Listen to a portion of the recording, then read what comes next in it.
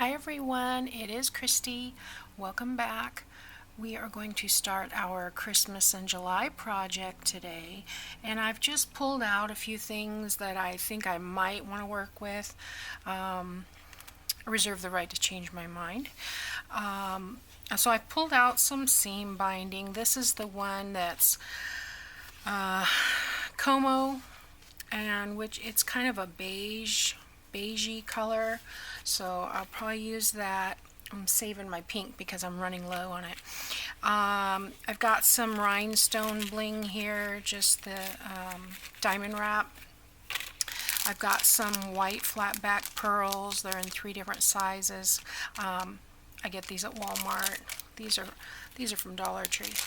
And then these I got at Dollar Tree, so I put them in the same package, but this is one set, and I think that'll make some nice borders. So I took that out, and then this is the placemat that I bought a while back, and I just loved it.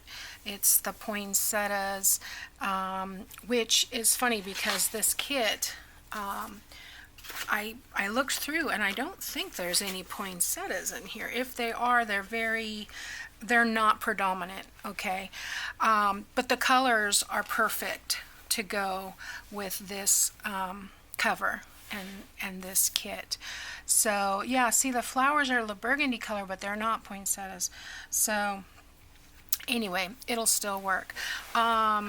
So what I'm going to do, let me show you the papers real quick. This placemat will actually give me 2 covers. But this collection is Bow Bunny Yuletide Carol Collection. Had 48 papers. There's 24 designs, so it's basically 2 sets. So I'm just going to try and work with this one for now, and then I'll work with this one maybe to do another project. But this was a $20 collection. It is a thicker paper, maybe like a 65 pounds maybe, I'm not sure, but it is definitely a thicker paper, and I paid $6.99 for this. I believe I got this at Tuesday morning. It's been a while.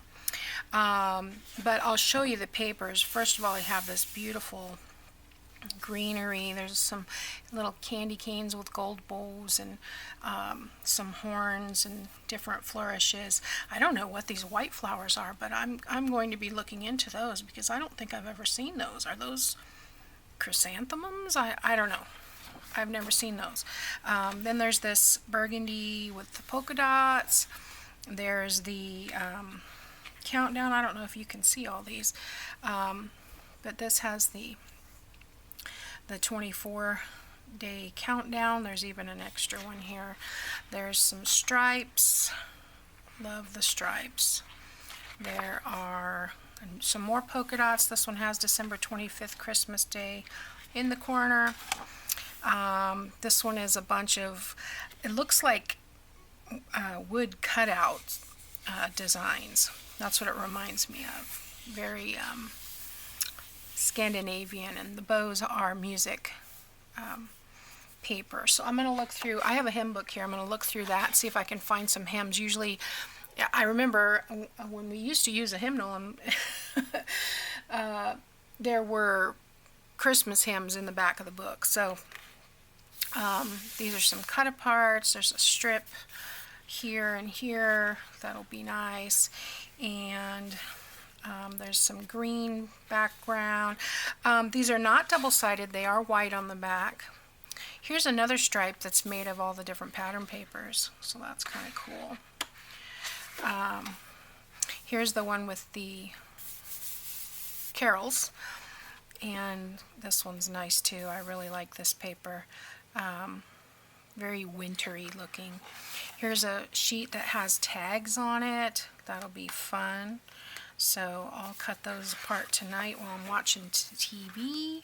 Here's another green background. Very similar to the other one, but smaller motif, and it's a little darker and grungier. Here's some nice stripes that can be used. This would make a really nice, excuse me, nice belly band.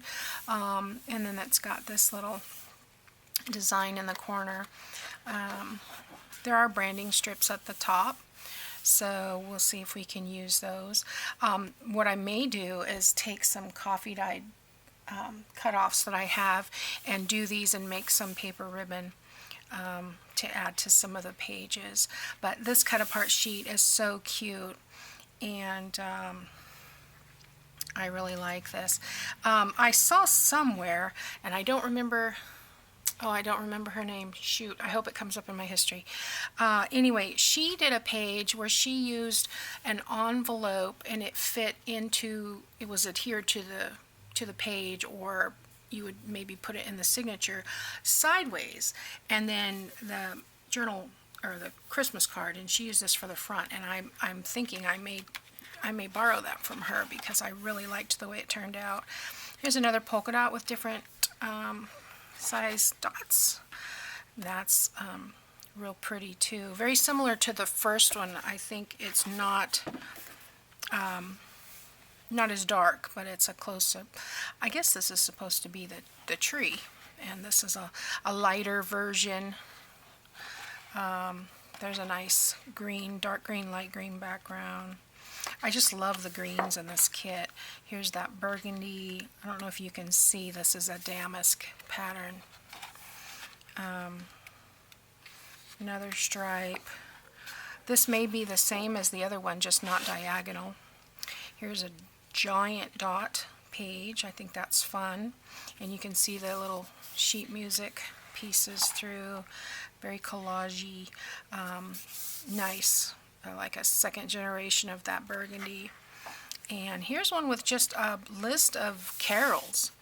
I haven't studied it long enough to see if it's titles or if it's lyrics. I believe it's titles, but here's another one of those very wintry, cool backgrounds. So lots of pretty designs in here, and so that's what I'm going to be using for this. So I am going to start out, and I'm going to use, this is a 9x12 envelope, and that's what I'm going to be using. All I've done is closed it, glued it shut. I'm going to fold this in half. This helps me know where the center is if I pre-fold. It also helps later on when I've covered it to make sure that I can, you know, just to give it kind of a memory. But I just love these file folder journals. It's just the right size. You know, you take the 9x12 and fold it in half and you've got a 9x6 journal, and I love this size. So I need to find a piece of lining for this. I was thinking of using maybe that linen, if I can cut a piece of that. And then, like I said, I didn't think I would be able to, but in looking at this, I think I can actually, because I'm not doing a wraparound, I can actually get 2 journals out of this one piece of fabric, which I think will be nice. But what I'll normally do is use the envelope with the lining, and I'll put the lining piece here in the middle, and I'll sew on this side. I will glue it in the middle, not where I'm sewing, but I will sew just a straight stitch right about 1/8 of an inch from the edge to adhere that lining. And I have black on the top, if I remember correctly, and white on the bottom, and the white is a thinner, I buy them in a pack, they're all pre-round bobbins, and it just pretty much disappears, but that way when I flip this over to add this piece on top, I will also sew this upside down, and it will, because the lines will be on the envelope, I'll know where, and I will do a zigzag when I do the cover on.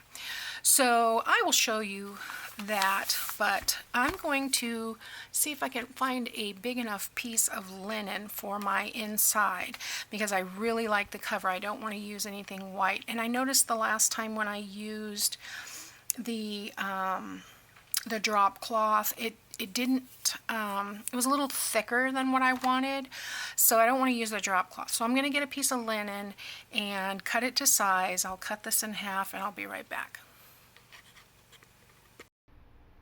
Okay, so I have cut a piece of linen and it's just a little bit bigger, and I have used a glue stick. I used the Uhu to just glue most of the middle of this down so that it doesn't move around too much while I'm sewing.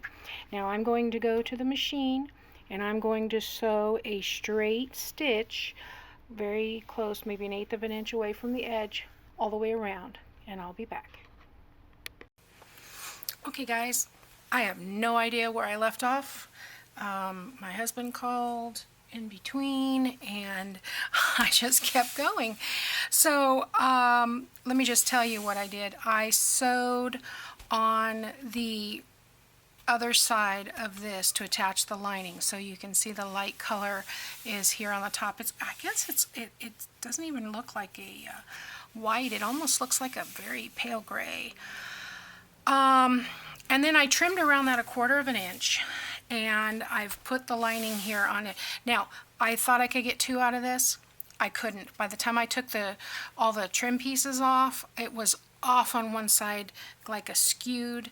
You can see here I've kind of tried to lay it with the grain here, but I could not get it all going this way to get 2, so I'll have to do something else with this, maybe make a smaller one or use it for inserts or something. So I'm gonna trim this off here, and I'm just gonna follow that other piece of fabric.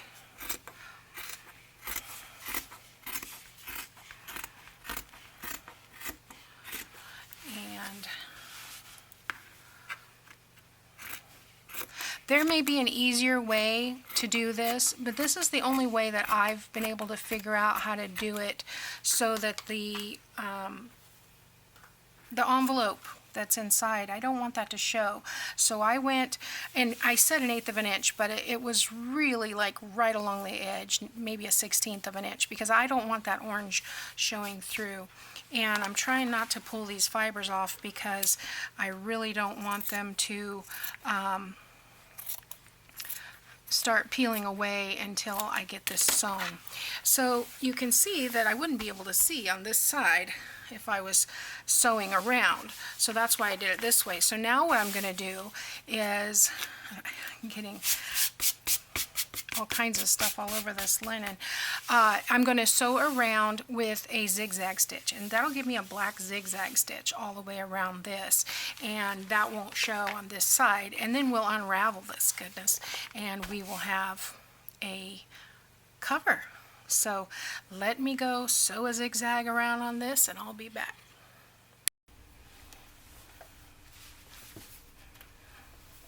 Okay, so I started down here at the bottom and just did a zigzag all the way around, and now I can pull some of these off and give us that unravel-y. Now I'm not going to force it. If they don't pull, I'm just going to trim them off. And you know, it kind of does its own thing as time goes by. This, you can see this is the opposite. Aren't those pretty? That would be pretty on some oh, remember when we were doing the faux handmade paper? I might have to keep a bag of that. Anyway, we're just going to rub on here and try and get some of it going. And as we are using it, it's going to unravel a little bit more. So I know the linen unravels quite a bit, so I'm just gonna, I'm gonna have to keep a small bag of that because it's pretty colors. And let's do this side, and it should stop when it gets to the zigzag. That's why one of the reasons why we zigzagged, oh my goodness, I can't even talk, around it, other than to attach it. But I'm just gonna rub that. Get some of that linen going. And this will be the tiny threads again. There we go. And some of that is just, you know, if I take it off now, it's not going to get in my way later. You know what I mean? Okay. So, there we go. Okay, and because I pre-folded it, I'm good to go. All right, so this is the front of our cover. Oh, so pretty.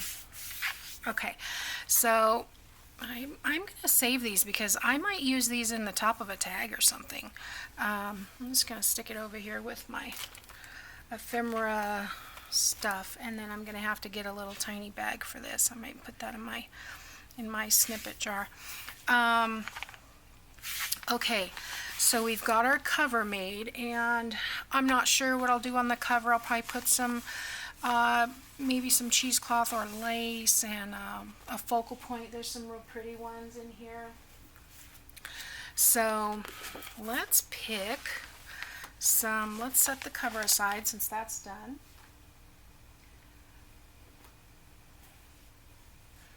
And let's pick some papers.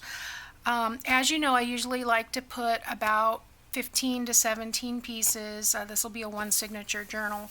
And so I'm going to do 6 designer pages, and I'm going to do 5 coffee dyed pages, and then I'll do 5 miscellaneous. In those miscellaneous, I change it up every time. Sometimes it's a book page, a doily, dictionary page, a gardening book page. If I have a Christmas book around here, I will probably use a Christmas book page because they're usually quite colorful. Maybe an envelope, large envelope, small envelope. You name it. You can stick it in the signature. So ledger paper, graph paper, that kind of thing.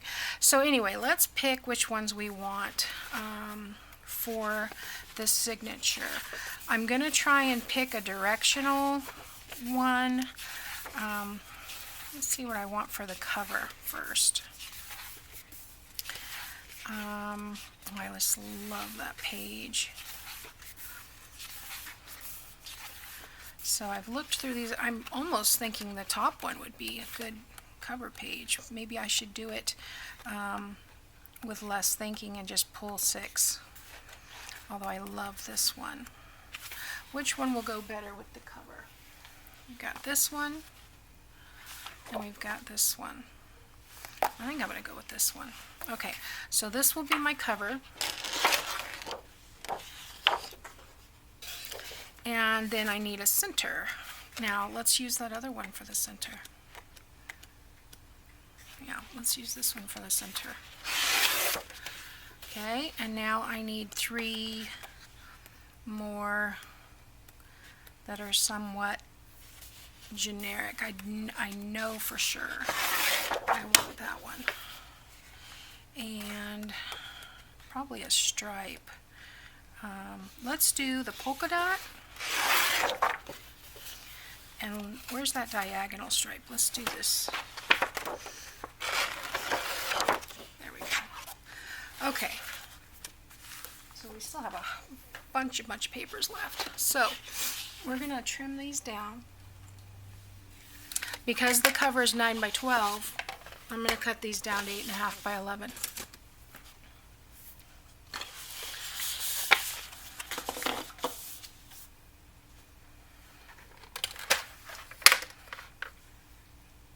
Okay, so we want 8.5 to be the long side, so I'm just going to cut from the bottom, and that way I leave this strip intact in case I want to use it for something else. I may want to just leave it attached. So, yeah. I don't know what else. I was going to say something else, but it flipped right out of my head. Okay, so 8.5. Is that right? Yeah. And then this is 12. So we want to make it 11. And I want to keep this piece, so I'm going to turn it over. Okay, so I'm always second guessing myself, but what do they say? Measure twice, cut once. I'm keeping all these cut off, so we're going to be using those for ephemera. So there's one page. And I'm going to go ahead and fast forward this part.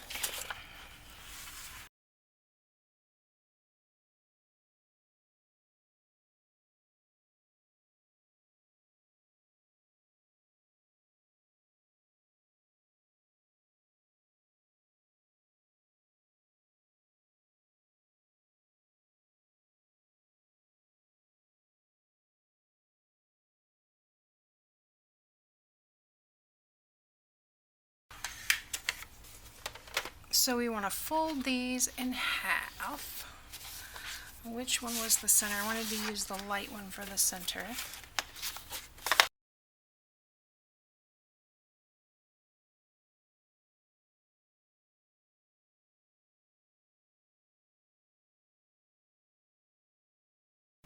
So let's see how we want to. We want this one in the middle for sure. This will be our center. It goes this way. And we may put something in the middle there. I'm not sure what. And let's see. So let's do, that one's green. So let's do the polka dots. And then let's do the music. And then the stripes. And then the cover. Do I have that going the right way? Hard to tell on this one, my goodness.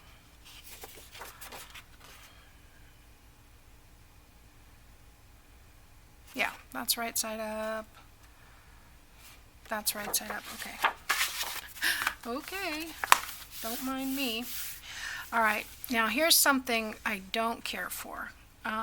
Because it's cardstock, it's already starting to give me a little bit of the white core showing through. So I will be grunging all of these up, and I will most likely put a strip of some sort down the middle just to reinforce these, because I don't want them cracking open and apart while they're in the signature. So see, you can see right here it's starting to crack, and yes, you can cover it up with your ink, but it's compromised because it's splitting. So I will probably, like I said, reinforce that. I don't really have any washi tape that I like, so I may just because it's white, I think I might just glue piece of Tyvek on all of those and call it done. So I'm going to do that, and I'm going to collect my other papers, and we'll be back next time to do a little bit more. So this is going to be a really cool one, I think, and fun. It already feels, and I don't glue the envelope down. Some people, they glue the envelope, but I like that air in there because it sounds good. When you get the air and you're moving the cover, you can hear it. So I never glue the envelope. I mean, I glue the flap, but not the actual inside of the envelope. I don't glue it to itself. But yeah, I'll probably put a couple pockets in here, and I don't really need anything else. The linen is nice. I really, that was such a find for $3.49 at Goodwill to find a 108 by 72 inch tablecloth completely covered in lace. Awesome find. I'll be using it for a long time. But anyway, you can see these pages are going to fit in here perfectly. So I'll be back next time, guys. Thanks for watching.